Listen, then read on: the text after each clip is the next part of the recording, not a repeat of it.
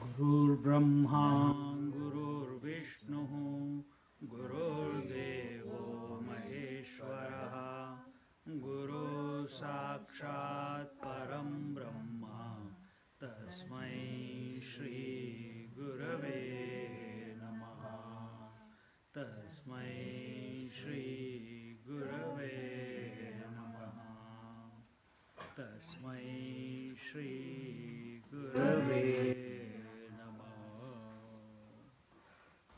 We are in Amrutanubhava, chapter 7, verse OV number 196. And this is Ajnana Khandana, meaning there is nothing like ignorance. We normally say that it is due to the ignorance that we have forgotten ourselves and got caught up in the world. The effect of ignorance is desire, and the effect of desire is karma, action. Here Jnaneshwar Maharaj says there is nothing like this. Get out of this. There is nothing called ignorance. And it's the biggest chapter in this text. And in many different ways we have been looking at it. He has been showing it to us how it is, how we go into the wrong thinking. And here he yet again is giving an example in the 196th OV. 201. 201 is it? Okay, 201. We go to 201. You go to 201.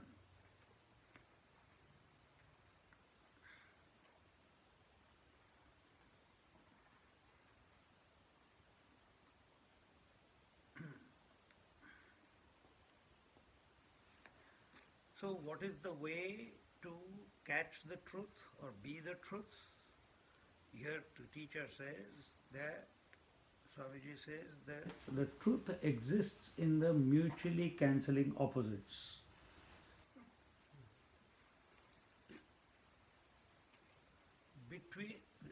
Among all the opposites, among the contradictions, that's where you can catch the truth. And all the opposites are in the mind. You think you are the mind. That is the only tool we have. So all the thoughts, good, bad, hunger, thirst, up, down, east, west, inside, outside, all these are opposites. Come into the middle of them. And that's where you can catch the truth. In fact, that is the linear way of doing it. But understand that all the opposites are supported by you, and you are someone different to these opposites. That's why you can talk about it.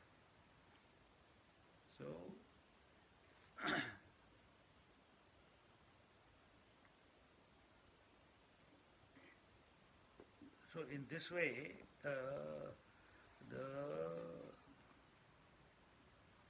reality is that in which nothing is added and nothing can be taken away.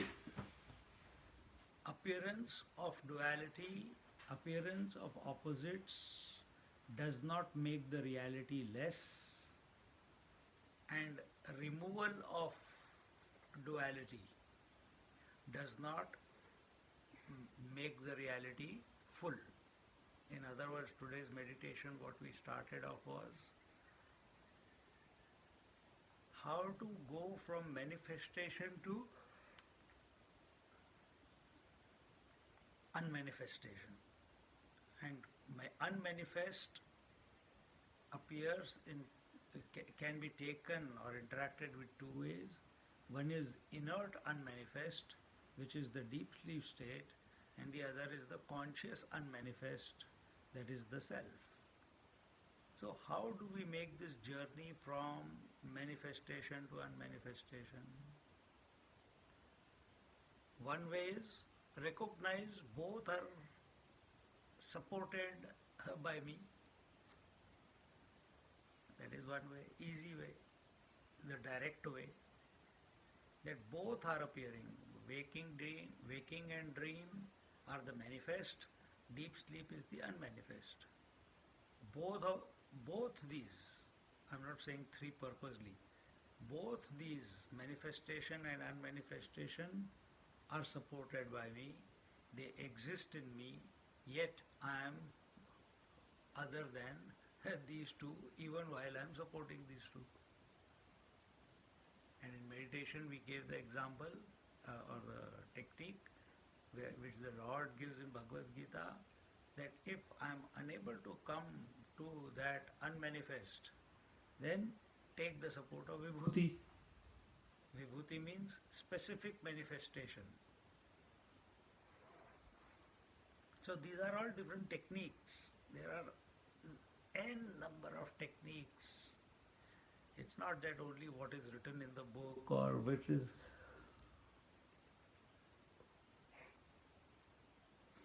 And we have to repeat the same meditation again and again every day. It is not like that.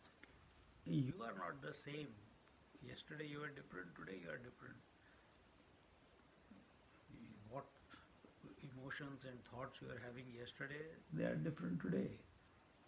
So be available to yourself, and the right meditation will reveal itself to you to take you back to yourself. But when this insistence is there that I must do it in this way only, then the individuality becomes strong. Neither can one say that the self is the knower, nor can one refer to him as the non-knower. Therefore, both knowership and non-knowership are invalid in pure knowledge. Knowledge and ignorance both are concepts of the mind. It has got nothing to do with the self that we are. Self supports the knowledge, self supports the ignorance. See, when we say, we got up this morning and we said, oh, I had a wonderful sleep. The waker cannot enter the sleep. Then how is the waker making the statement that I had a good sleep?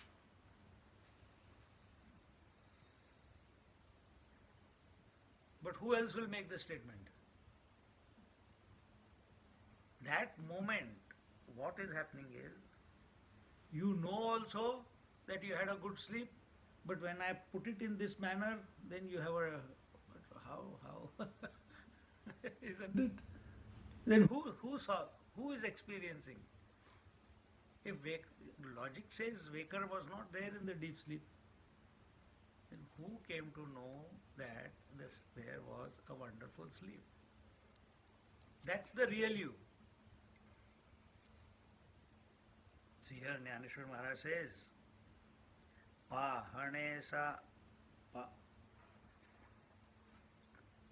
Pahane ya pahane ahe, tarina pahane heci nave, manavani yachi soye, nenati donhi. Does the self see? If not, then there will not be even not seeing. Therefore, both these possibilities do not exist in the self. See, from the sun's this example is coming again and again. From the sun's point of view, there is no opposites of light and darkness from the sun's point of view. We say, thank you for the light, thank you for removing darkness. But the sun says, I don't know what is darkness that you are talking about which I have removed, and I don't even know what is light that I have given you. Why? Light is his nature. See? Similarly, you ask the self, thank you for giving the knowledge and removing the ignorance. He says, what are you talking about, man? I don't know what is knowledge and ignorance. Because where is knowledge and ignorance? In the mind. And where is the self? Beyond the mind. Other than the mind.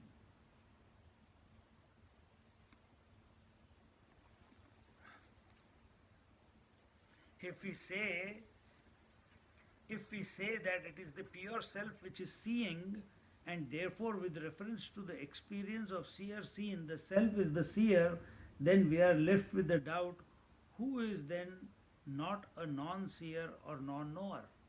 Because every word that we use in our mind brings about an opposite. If I say man, there will be woman. There will be. If I say up, there will be down. It is only with reference to the other. If I say inside, then outside has to be there. If I say I am the seer, then a non-seer is automatically born. If we say the word self, automatically the not self is created. If I say sat, automatically asat is there. Chit, achit is there. Ananda, dukkham is there. This is what the quantum scientists are discovering also, that as they are going into the space and searching for the ultimate, they are finding that first they came to quarks. Then they realized, there is not only quarks, there is negative quarks also. See? Then they went deeper into it. I can't remember the name of that thing, but they found that, and they found that there is an opposite of it also. So what do we understand from this? That in this creation, everything exists in opposites. Everything exists in opposites.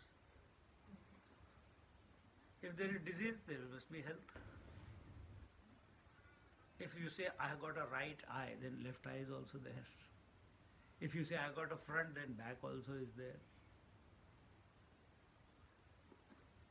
So here the Dhaneshwar Maharaj is saying that if we say that I am the seer and this is the seen, then the opposite will be, who is the non-seer and what is not seen? The mind is unable to operate in any field other than the relative. This is all the relative plane where all the opposites come and go or are appearing.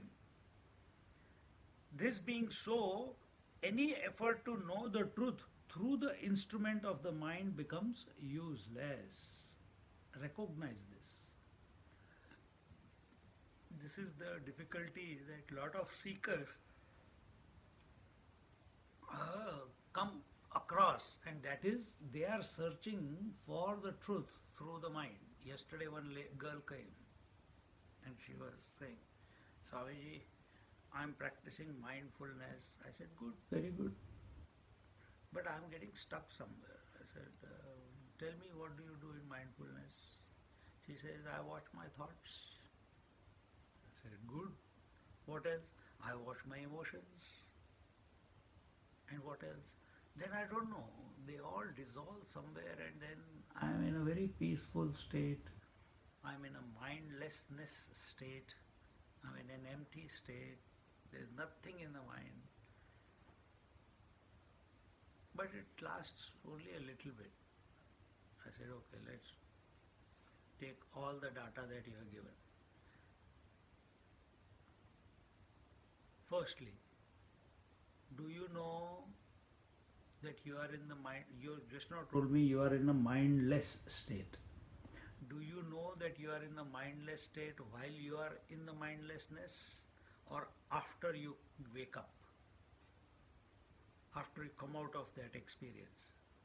Immediately she said, I come to know about it after I come out of it. I said, then you went to sleep. Then you are not in meditation. Because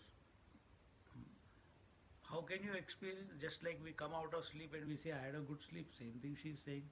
You have to know it while you are there, you have to be absolutely aware. Then second question, tell me, what are you mindful about? She says, I am mindful about thoughts and emotions. This is a Buddhist practice, to be mindful. I said, we make a little bit of difference when we approach this topic. We say we are not mindful about thoughts and emotions. We become mindful about the mind itself. She says, what do you mean? Uh, just like the river is flowing on the river bed, cars are driving on the road. uh, what is the base on which all the thoughts are coming and going? There must be. They cannot hang in the air. Must be somewhere. The whole creation is hanging where? It cannot be hanging. The base is space, isn't it? Yeah, oh, the earth is hanging in the atmosphere. But what is that atmosphere? It is space. Space is the support. So where are the thoughts appearing and disappearing? You are mindful about the thoughts. But that is the wrong angle. Initially it is okay. But afterwards you must be aware of the mind. Mind is that principle, that foundation, that base on which the traffic of thoughts and emotions is coming and going. Oh, nobody told me that. See? So she said, now how do I do it? I said, you don't do it, you just be aware of it. It's not an act of doing. Meditation is not an act of doing. So let's see how. So the point is that we are making that through the mind you can never come to know the truth. Scriptures say, yato vacho nivartante aprapya manasa saha. Truth is that from which the words, without revealing the truth, they return back. Yato vacho nivartante. It's like, when we are sitting and the child is busy playing and the mother says, hey, can you go and do this? It's as if you are talking to a wall. He's not even acknowledging that he has heard what you have said. Or your partners. So they're there, they're awake, they're watching TV or they're reading a book. But when you say something, it just bounces and comes back to you. And when it comes back to you, you become firebrand. Yato vacho nivartante. Means the words go there and they come back without revealing. If I use the word Louis, it goes and reveals the Louis to me. I say the word camera, it goes and reveals the camera. I can see it and I know what camera is. But as regards the truth, when I use the word truth, which is without any limitations, without any conditionings, etc., I got nothing to cognize. I got nothing to see. I got nothing to experience. So the words come back and then it is said, aprapya manasa saha. Words go and the mind goes and catches the form. It is not the case of the truth. Mind cannot grasp the truth. Cannot. Because mind is a product of limitation. Limitation of time, space and objectivity. Understand, in this mind, because of these conditionings and limitations, the thoughts are appearing and disappearing. The opposites are coming and going. It is relative. Truth is beyond relative.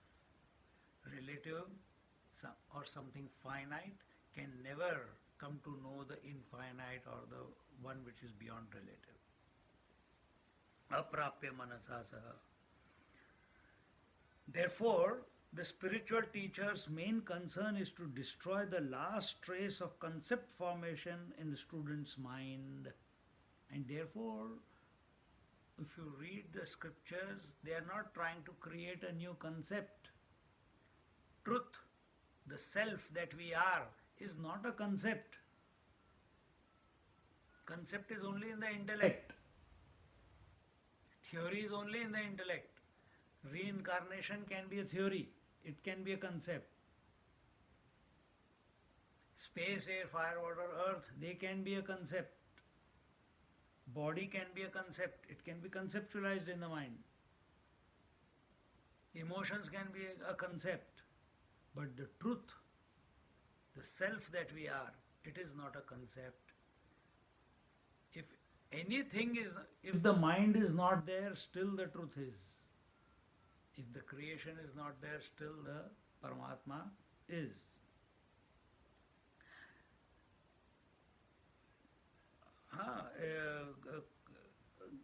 To destroy the last trace of concept formation in the student's mind and turn his attention to that one common substratum which supports all concepts of joy and sorrow, etc., and because of which relative individualities are expressed.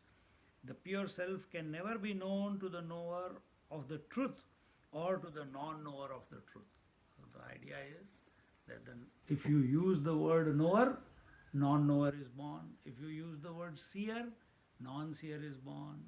If you say, I am the experiencer, then afterwards you say, I am not the experiencer. So, one of the chapters, as we said, that came, the words Sat Chit Anand are only used in the scriptures to disqualify the appearance of Asat, Achit and Dukkham. It is not to prove that the reality is. Sat Chit Anand is not the reality. Reality cannot be given any name. Yet it supports all the names. But it cannot be given any name. Even truth is the word truth is also a blasphemy for it. Because truth, then untruth is also there. Pure, it's absolute. Again, impure is there. Eternal, it's non-eternal is there. It's infinite, finite is there. So these words are used only to cancel the negative and bring your attention to the one who is beyond finite and infinite, who is beyond eternal and non-eternal, who is beyond existence and non-existence. That is the technique, that is the way.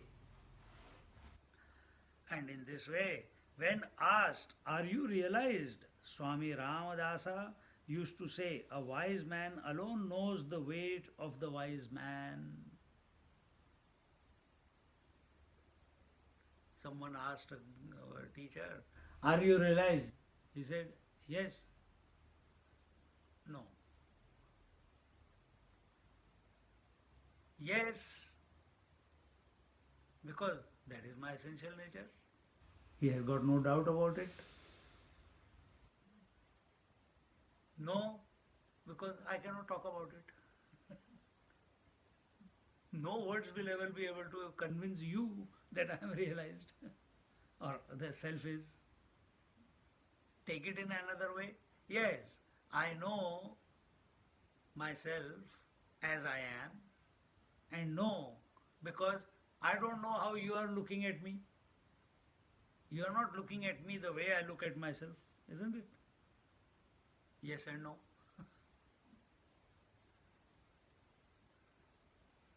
This is because the truth does not fall in the purview of knowing or not knowing. Therefore, the Taittiriya Upanishad says that from which all speech with the mind turns away. This is what? Yato vacho nivartante aprapya manasasa. Any word used to describe the truth is not correct. Therefore, any word used to describe the relativity, that is the world, which is supported by the absolute cannot but be correct. Anything that touches the tongue becomes contaminated. Therefore, the Sri Dakshinamurti is described as the Guru who taught Brahma Tattvam through Maunam. Maunam Sakshat Prakatita Brahma Tattvam Yuvanam. Silence is the way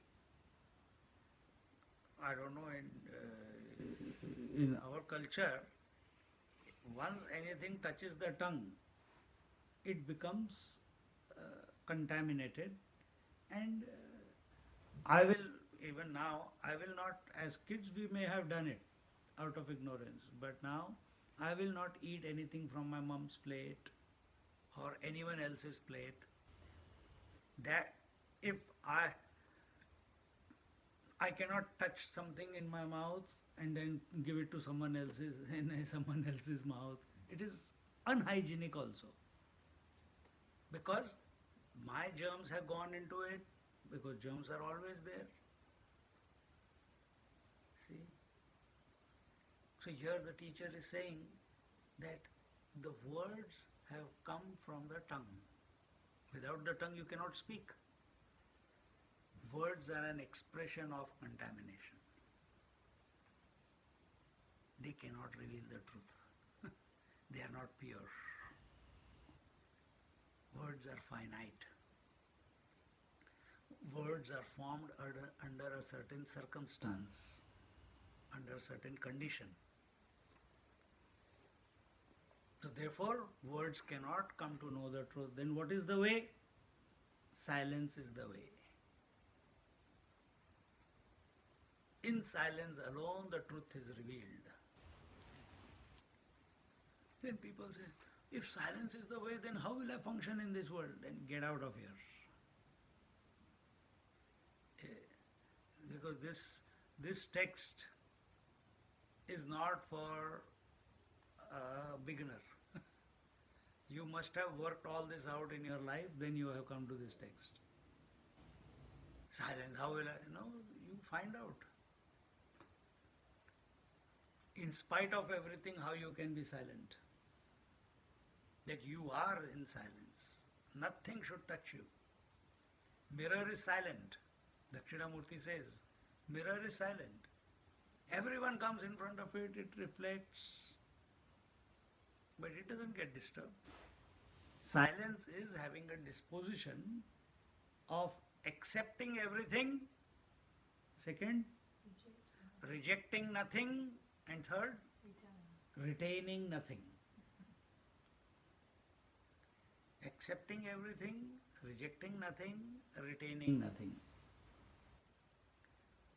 Automatically silent. And you are going through this all the time. Eyes accept everything that the vision illuminates. They don't reject.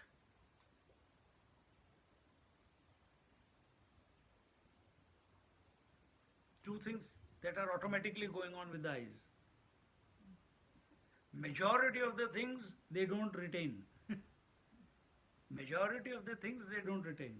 Some things they retain, isn't it? That is because the mind is there behind, the ego is there. But a realized master, his eyes are illuminating everything, rejecting nothing, retaining nothing. Ears are illuminating all the sounds, rejecting no sound and retaining no sound. This disposition we have to come to.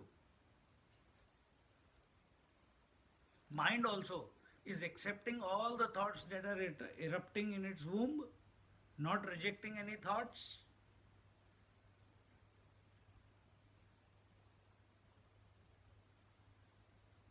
And it should not retain also. See, that disposition has to come about. Otherwise, if that disposition is not there, then we will collect some memories, we'll collect concepts, create concepts. This collection, because we are retaining something, some information.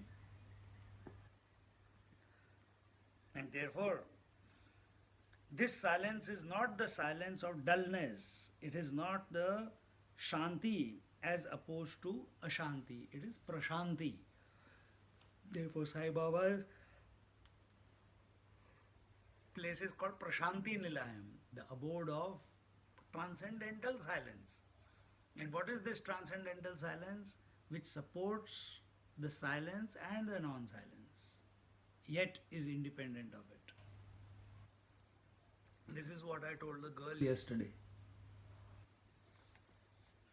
See? That if she is going into silence, silence is no thoughts, which is she is using the word mindlessness. I said, how do you know it? She says, after I come out of it. And while you are in it, no, I don't know, then you are going to sleep. Meditation is, while the mind is silent, you must be absolutely awake.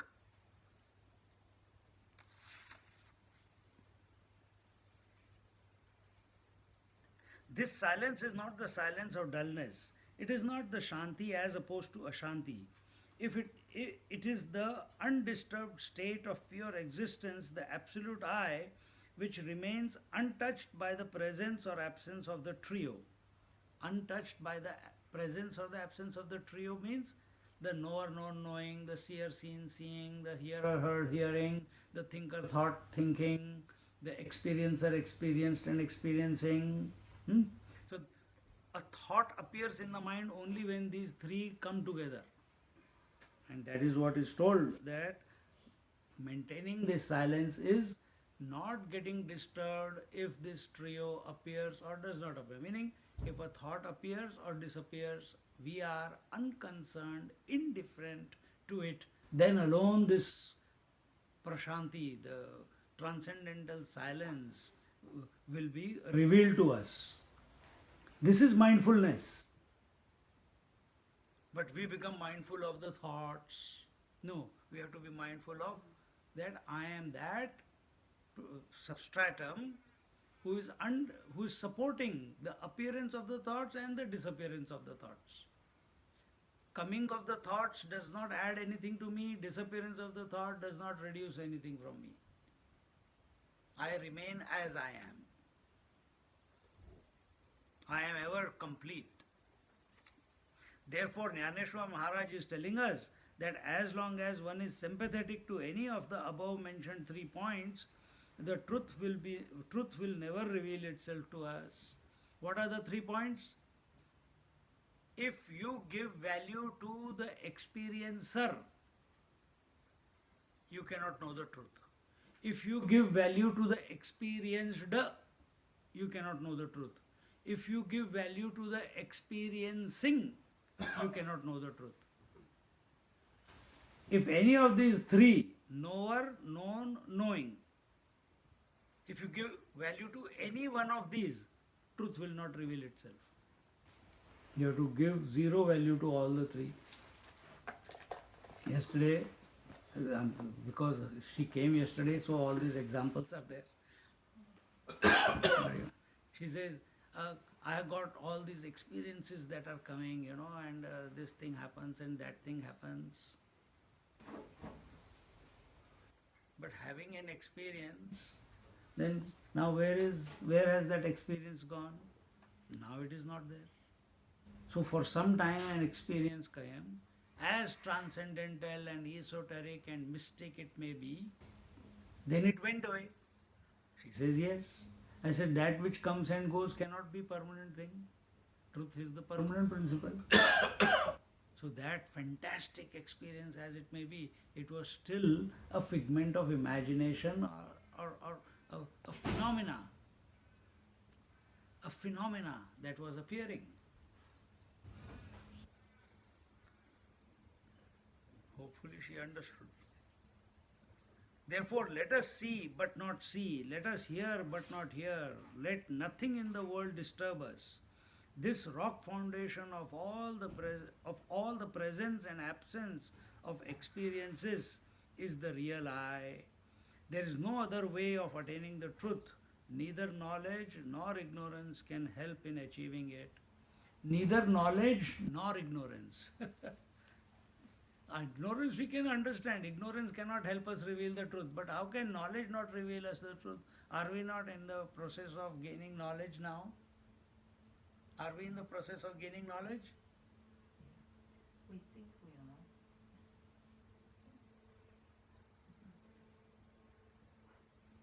How you are gaining knowledge? Listening.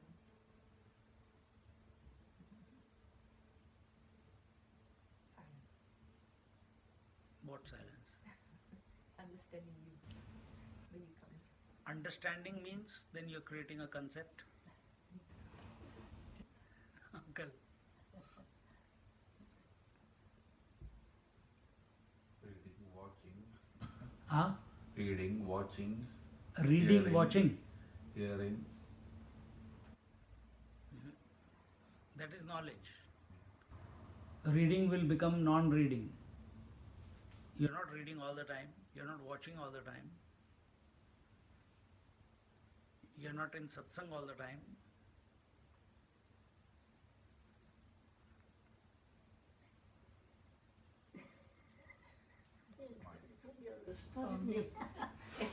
We all are. I'd say knowledge is gained by the self alone because it's Good. you. Good. Every word we are, the way the language has been used here. Remember we said words cannot reveal the truth. Experience cannot reveal the truth. Right? So here we are talking about in a language which is self-cancelling. The seer and the non-seer. The knower and a not knower.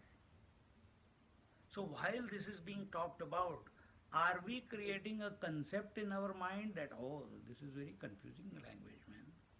Or is your attention on the one whom they are indicating? Words can only indicate the truth. You have to catch the truth through the doorway of the opposites. Through the contradictions, you have to catch the truth. Because that truth, and if you are trying to look for the truth in the mind, it will not come. It will not reveal itself. Because words are, even though you are hearing the words or reading the words, they are only in the mind. Understand. Concepts, no concepts, words, no words. All is happening in the mind. And do you know that this is happening in the mind? Yes. So while listening, we must be the witness of the mind.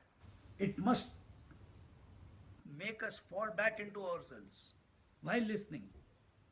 So when I am saying, oh, the words cannot reveal the self, the mind cannot grasp the truth. Acha, cannot grasp the truth. Then how will I come to know the truth? Again you are thinking only. How can I know the truth is an expression of the mind. Who knows? Do you know that this thought came in your mind? Then how will I come to know the truth? Do you know that this thought appeared in the mind just now? Because I repeated it 3 times. You must have heard it. Who heard it? It was you. The words were formed in your mind, isn't it? And you know that they were formed. That's why you're nodding. If you remain there, nothing will happen.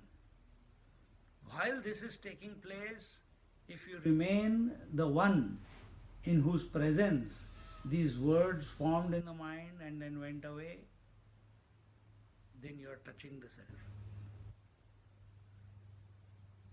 See? So I'm seeing you all, eyes are seeing you all, the mind is seeing the forms. Oh, this is Krupa, this is Uncle, this is camera, this is Joy, this is the book, Gyaneshwari, I'm talking, I'm watching that the words are getting formed, I'm watching the ideas coming, what needs to express next time.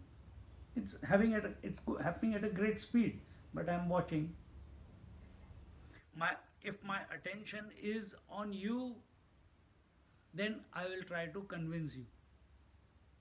If my attention is on my speech, then I want to improve my speech and make it more exquisite and in expression. If my attention is on my mind, I want better and better ideas to come and express as speech. But if I am the witness, then I'll allow all that just now I said to happen by itself. You're merely the witness. You're not involved in thinking. You're not involved in speaking. You're not involved in seeing, hearing, touching, feeling, tasting. Then what are you doing? You're just being.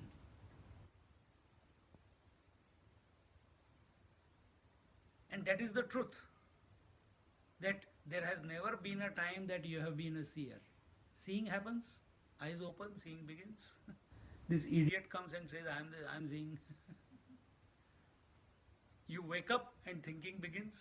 This idiot comes and says, I am thinking, and gets identified with good thoughts or bad thoughts and goes through a terrible life, isn't it? So thinking is taking place, seeing, hearing, touching, feeling, tasting is taking place. This is a phenomena, it's happening. Somewhere, and for whatever reason, we have got identified with it, taken ownership of it, and we become the experiencer. Here the teacher is saying, you have never been the experiencer. Stand apart. Watch. At this moment, not after some time, after collecting information. Satsang is where while listening, you come back to be. Come to be who you are. There's a little sign, Paramananda, that I Yeah. often hang on to, and that says, without me, you could do nothing. Correct. And that helps me a lot when Yes, absolutely. I think about that. Now, but there is one flaw in that, and that is, without me, you can do nothing. So you are giving credence, you are giving reality to the mind by calling it you. Yeah. So which means you are accepting that there is something else other than you. No, well, I Unless- know, but anyway, if it helps anybody else, you're welcome to adopt it.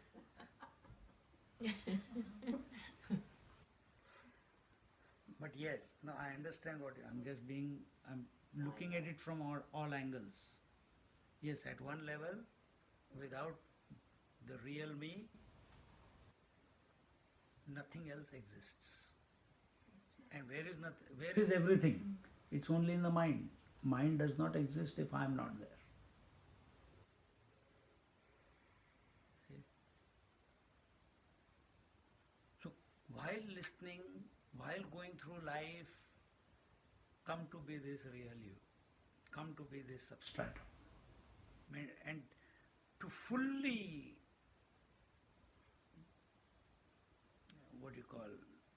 abide in it and be it,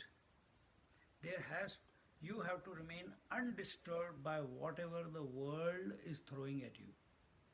Undisturbed. That is mindfulness. And when I say the world is throwing at you, does not mean only what the outside experiences from the world are coming to you. It also means you are not the body, so what the body is throwing at you, disease, health, disturbance, pain, you must not get disturbed. Hunger, thirst, at the level of breath, you must not get disturbed by the hunger and thirst. Joys and sorrows, likes and dislikes at the level of mind, you should not get disturbed and swayed by the joys and sorrows, likes and dislikes. Concepts, no concepts, honor, insult, praise, all these things at the intellect level, you must not get disturbed by it. When you remain an undisturbed life,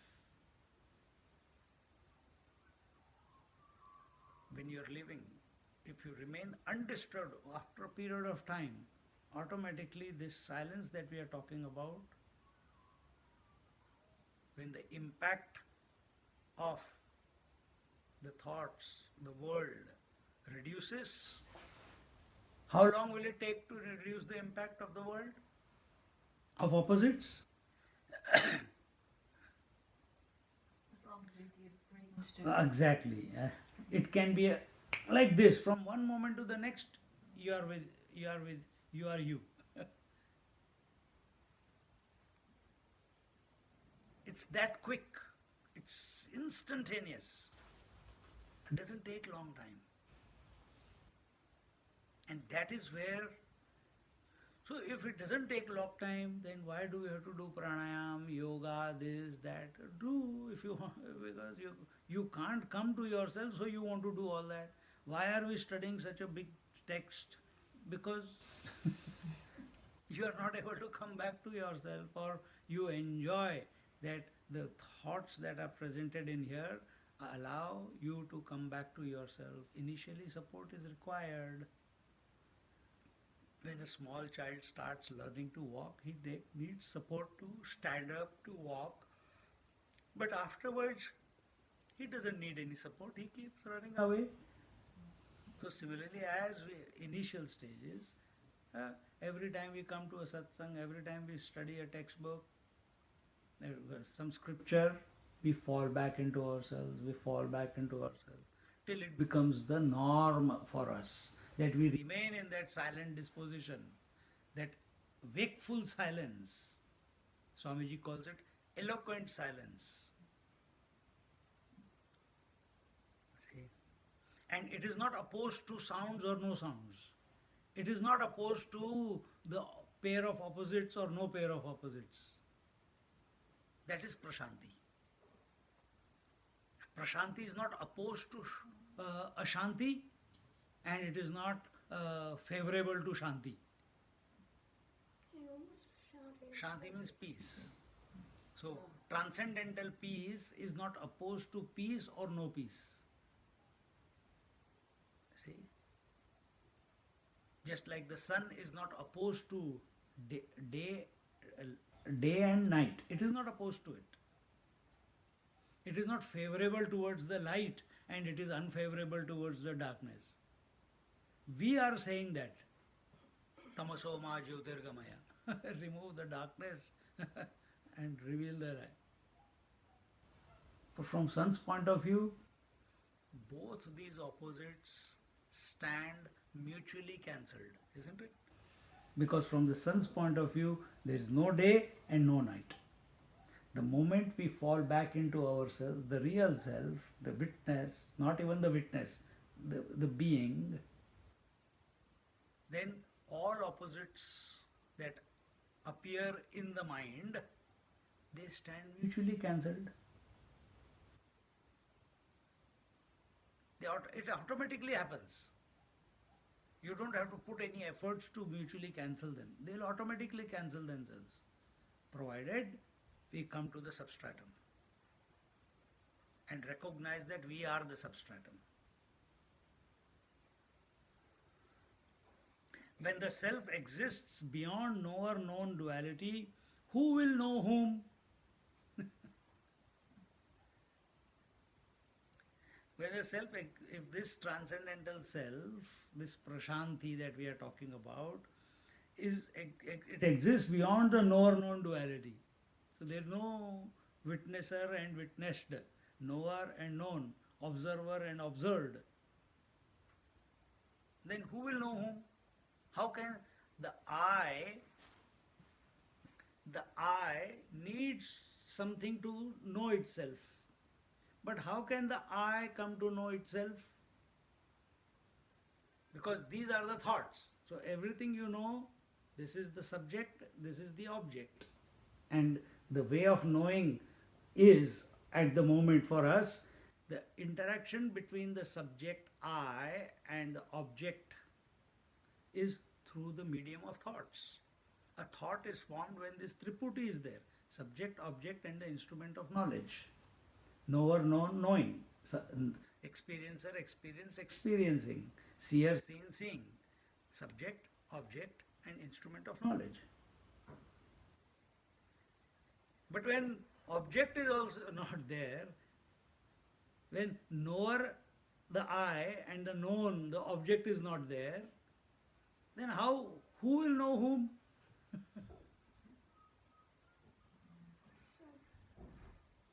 Who will know whom? So that topic is in our next verse. Eva pahane na pahane choruniya asane na pahe tarikone kaya pahile. Pure existence is beyond seeing and not seeing. It conceals itself behind them. Therefore, if other than this self there is nothing, then who sees what?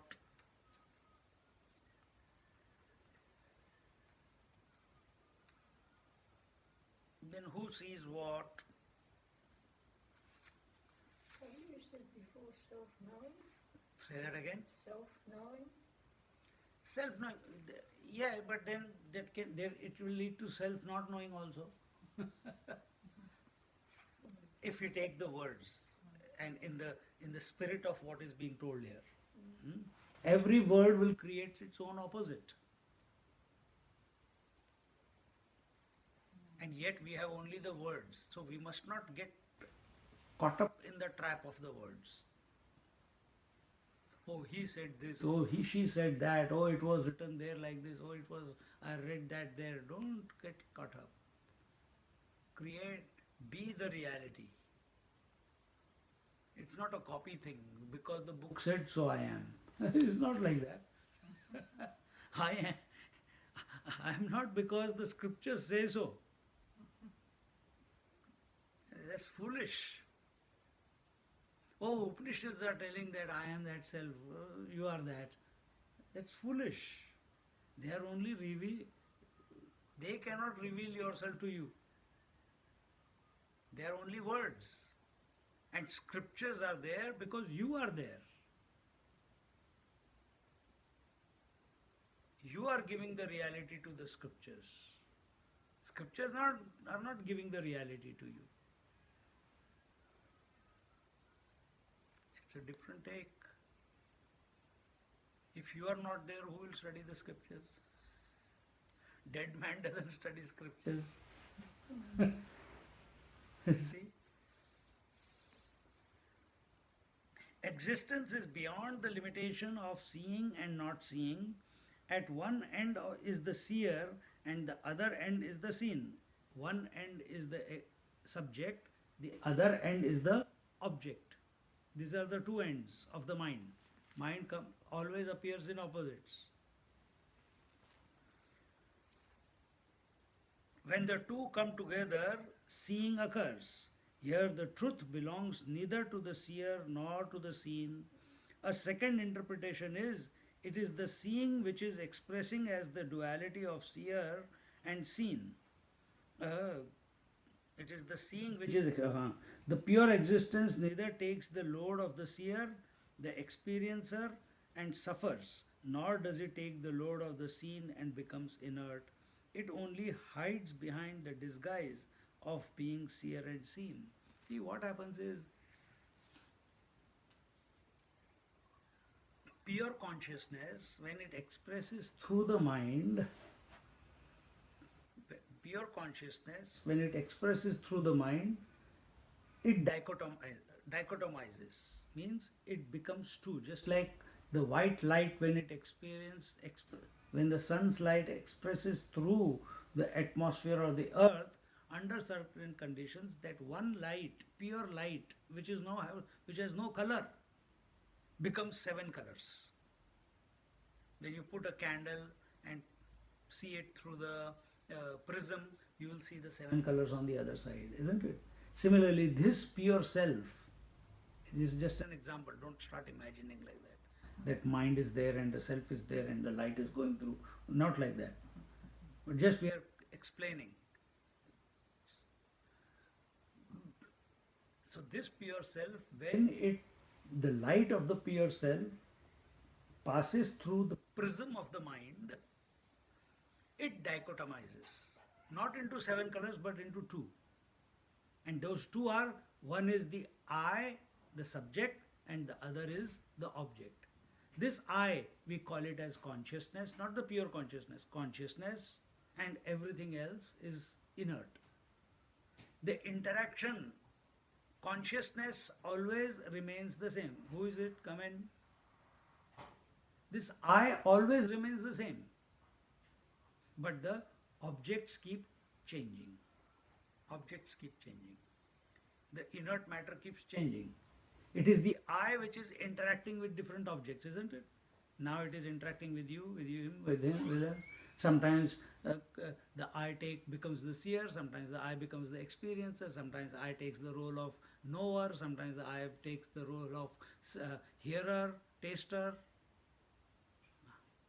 So this I, in relation to this, is defining itself as seer, hearer, toucher, taster, thinker, isn't it? Subject, object, subject, object. At any given moment, only one role it can take with respect to the object, and the thought is formed. Only one thought can come at a time in your mind. But it is happening at such a great speed that a new entity, a ghost is created who says, all these thoughts are mine. And that is the ego. That is the individual. See? So, where is this whole game of interaction between the subject and the object taking place? In the mind.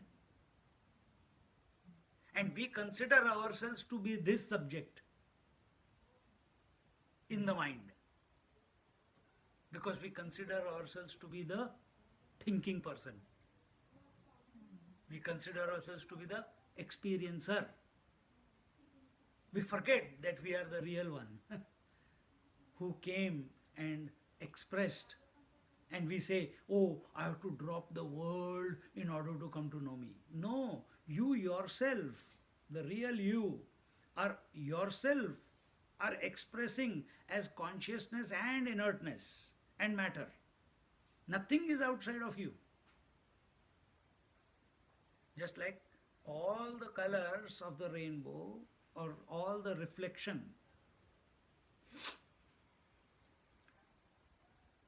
If can mirror say, I have to give up all reflection in order to be me? Can mirror say, I have to give up all reflection to be me? Because all reflections are existing in its own absence. Mirror is always the mirror. But we are trying that. Mind is saying, I have to give up this, I have to give up that, I have to let go this, I have to let go that. What will you let go? You did not create it. It's a phenomena. You did not create sunrise and sunset, it's a phenomena. You can never get rid of it. So thinking also you can never get rid of. Under unnatural circumstances, we can. And those unnatural circumstances, do pranayam, do thought control, and you can reduce the thoughts. But if you are doing all this only to gain control over the mind, then we are going the wrong way. You see? If we are doing it so that, oh, it is necessary in the initial stage so that I can fall back into myself, then it is good. Because the goal is the self. But how much seeking will you do in the mind?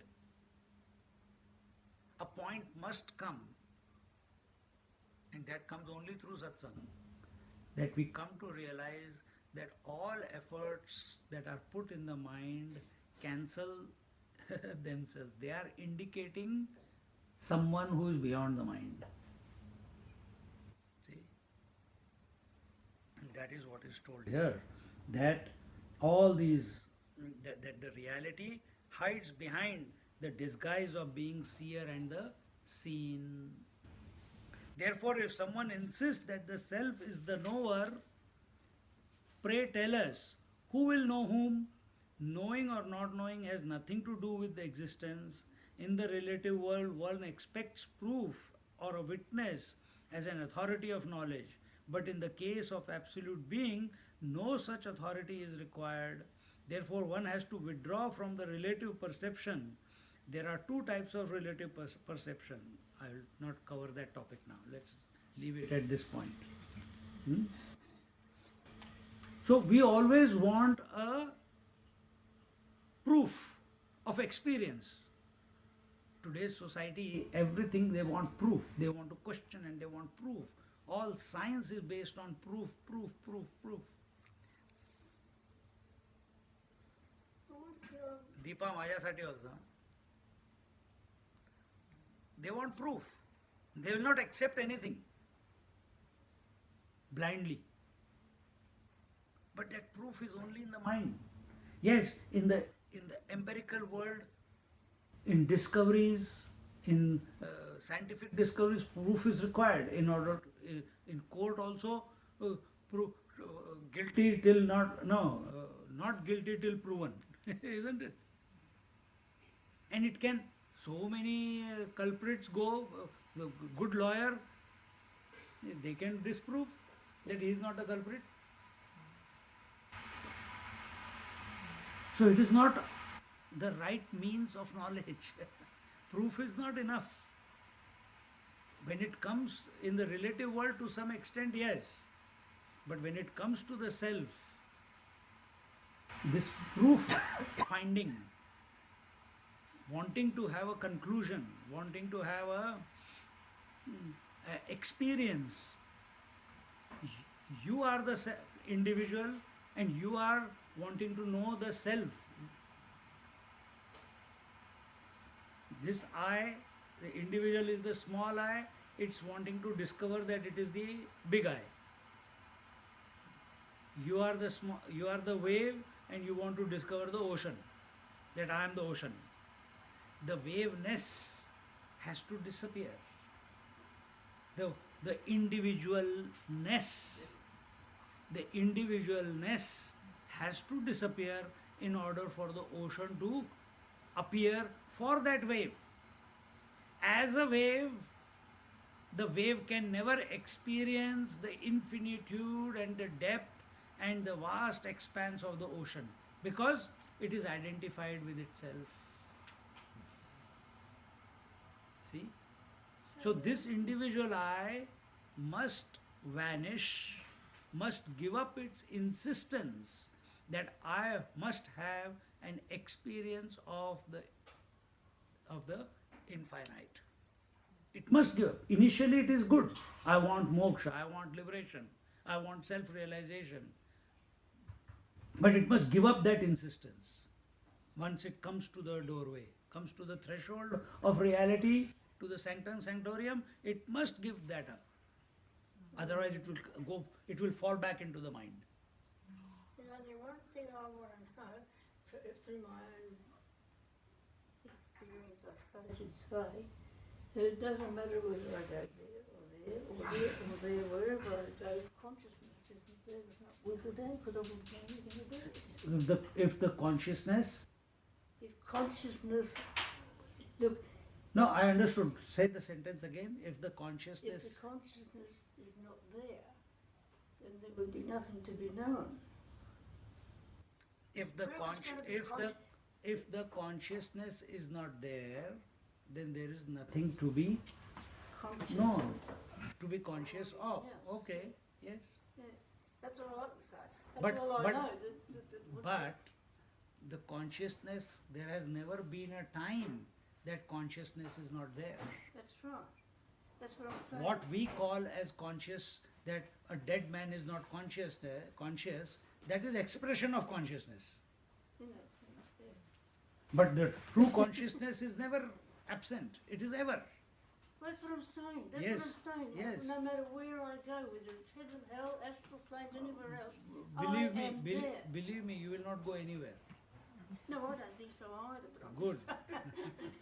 I think I'm creating a whole bloody lot in here. Exactly. So, Join the club. all right. Well, that's all I know. Yeah, So that's I good. That's I don't good. care That's- anymore. Yes, that's good. I'm here. That's it. I am. Absolutely. Yeah, so with this note, we will conclude today and we will continue this topic in our next class. Om Purnamada Purnamidam Purnat Purnamudachyate Purnasya Purnamadaya Purnamevavashishyate. Om Shanti Shanti Shanti Hari